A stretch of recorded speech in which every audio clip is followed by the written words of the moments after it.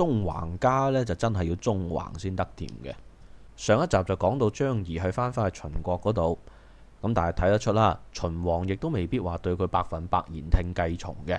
咁果然縱橫家都係需要遊走喺各個諸侯之間呢，先可以發揮得到佢最大嘅能耐嘅。今集我哋就嚟講下張儀係點樣對待其他嘅諸侯封國嘅。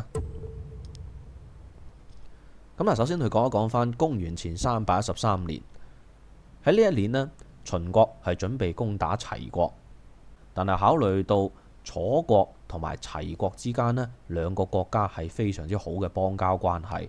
咁而且兩者亦都訂立咗一啲共同嘅抵禦條約，於是乎宰相張儀就去到楚國，向楚懷王，即係第21任嘅楚王啦，叫做孭懷。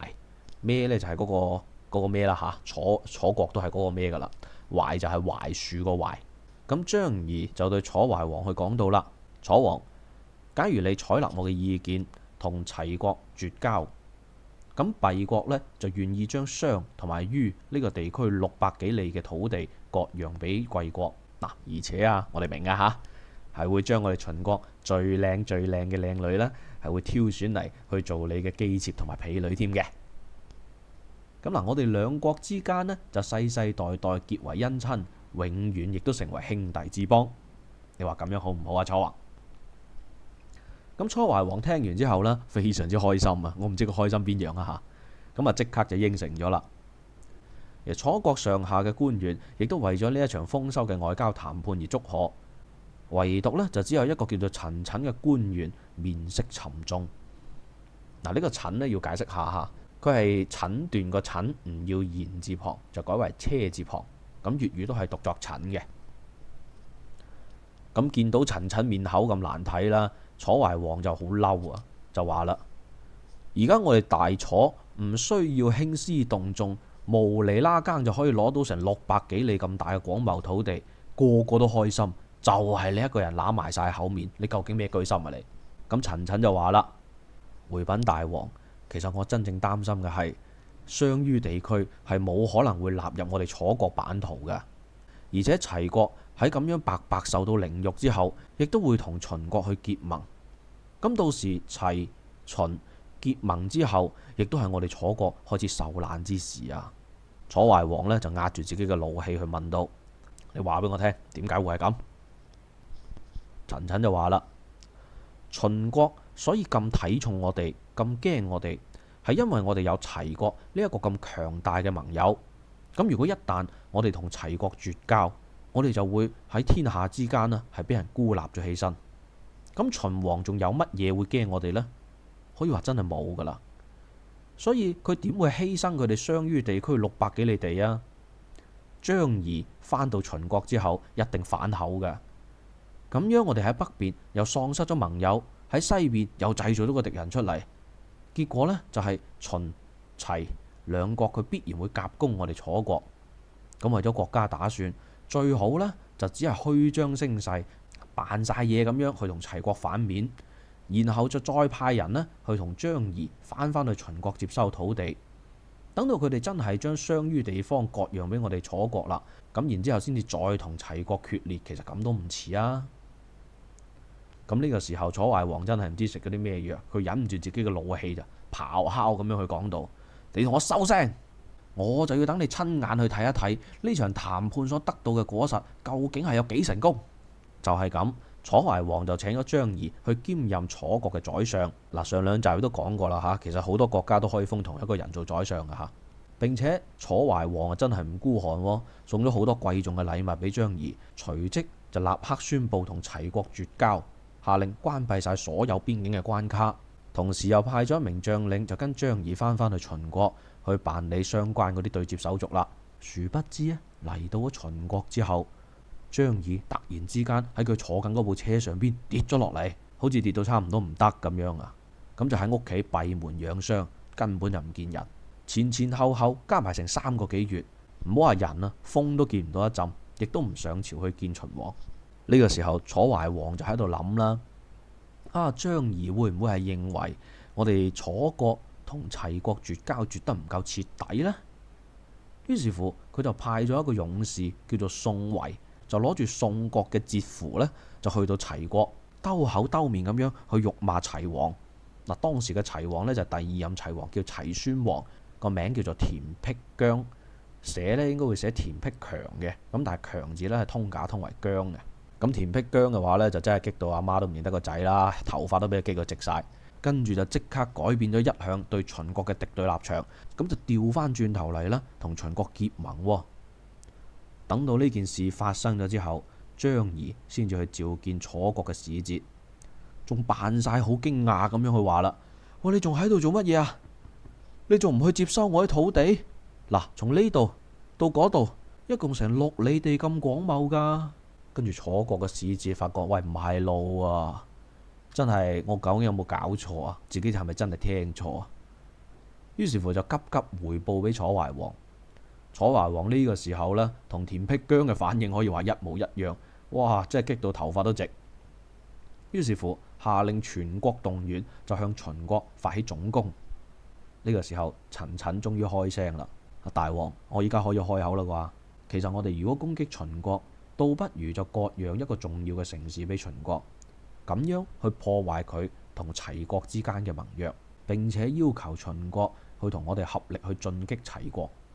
咁樣我哋雖然喺西邊呢係喪失咗一部分嘅領土，但係亦都可以喺東邊去彌補得到。因為依家我哋既然同齊國就將關係已經搞到咁僵，切斷晒啲聯繫，而且又去指控秦國嗰邊去呃我哋。其實成件事係我哋一嚟努力促使佢哋兩個國家結盟，而另外呢又招攬嚟其他國家嘅攻擊。咁樣搞法，我哋楚國一定會受到非常之可怕嘅傷害㗎。楚懷王聽到之後真係激到眼突突，唉，邊受得到咁樣嘅以下犯上話佢唔啱，根本就冇聽入去。於是乎佢就任命大將叫做屈蓋，屈完個屈，蓋呢就丐幫個丐啊，乞丐嗰個丐。咁就充當統帥，向秦國發起推進。秦國呢邊就即刻有反應啊，就任命咗庶長魏章，魏就魏國個魏，文章個章，去充當統帥，起兵迎戰。過冇幾耐，幾個月之後，去到公元前312年嘅春天，秦國嘅大軍就同楚國大軍喺丹陽呢個地方決戰，即係依家河南省嘅淅川縣西邊，丹水嘅北岸呢個地方嚇。楚國嘅兵團大敗啊，官兵陣亡咗成8萬幾人，甚至乎連統帥屈蓋以及其他啲高級官員啊，同埋皇親貴族呢，都被俘虜咗成70幾人。然之後秦國嘅兵團就繼續深入到漢中郡，即係漢水嘅上游啦嚇。楚懷王得知呢個軍情之後，哇！真係激到成身都震晒，輸到佢啊喪失理智啊，可以話。隨即就下令召集所有可以召集嘅部隊，就繼續同秦國覆卓。咁就喺藍田呢個地方呢發生決戰，即係而家湖北省嘅中長市西北邊。結果楚國嘅大軍再次大敗。嗱，韓國同埋魏國聽到呢個消息呢，哇！發現執雞嘅時候到啦，咁啊趁機向楚國攻擊，就抵達咗鄧城，即係而家湖北省嘅襄陽市。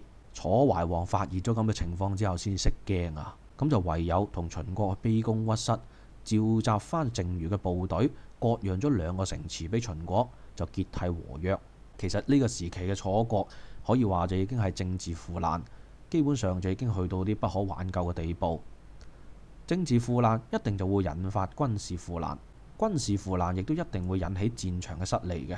楚國去到呢度，自此就一蹶不振，呢個龐然大物亦都無力自救啦。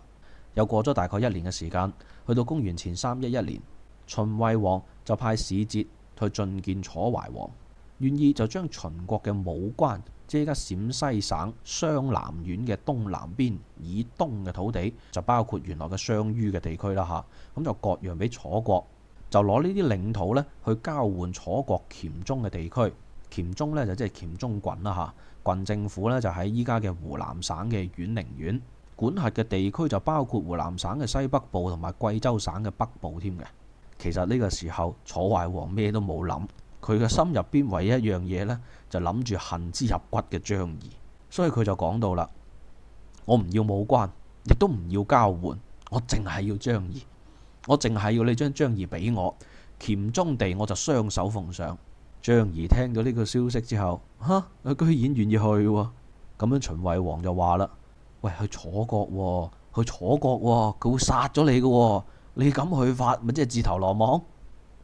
張儀就話：我哋而家秦國咁強大，而楚國咁衰弱，其實有大王喺度，諒佢哋都唔敢對我做啲乜嘢。而且我一早就喺佢哋嘅心臟地帶去埋伏咗法寶，呢個就係楚懷王最寵信嘅新官，叫做靳尚。靳呢就係左邊一個革命個革，右邊一個根字。尚呢就係禮部尚書個尚，高尚個尚。呢個靳尚一早就俾我收買咗，而靳尚同時亦都係深得楚懷王最寵愛嘅女人阿鄭紂嘅信任嘅。嗱，鄭就係關爾鄭，紂就係三袖嘅紂。只要鄭紂輕輕吹一吹枕邊風嘅話，楚懷王仲走得甩。就係咁，張儀就去到咗楚國。常言道仇人見面就分外眼紅。楚懷王咩都冇講，直接就將張儀打入咗天牢，準備去處斬。喺呢個時候，靳尚就對鄭紂講啦：秦國對張儀係極為倚重噶。聽講已經提出咗請求，就係願意用上庸地區6個城池，即係依家我哋湖北省竹溪縣同埋一批秦國嘅靚女呢嚟換張儀噶。去到嗰個時候，我哋大王一方面睇住土地嘅份上，另外一方面呢又對秦國心懷敬畏。